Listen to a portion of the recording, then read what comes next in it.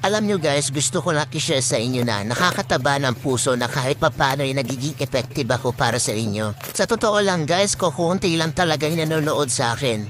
Yung magkaroon lang ako ng 200 views tsaka 10 hearts, masayang masaya na ako nun. Obvious naman na small TikToker lang ako. Hindi katulad ng ibang influencer dyan ng mga sikat kung makabenta ay sobrang dami.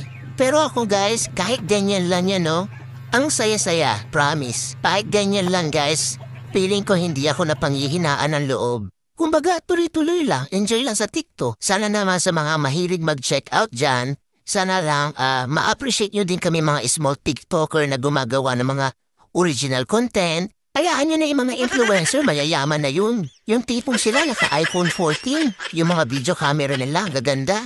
Tapos ako naka-Realme, ang labo pa. Support niyo naman ako guys as a small TikToker dito na gumagawa ng original content. Sana ma-appreciate niyo po ang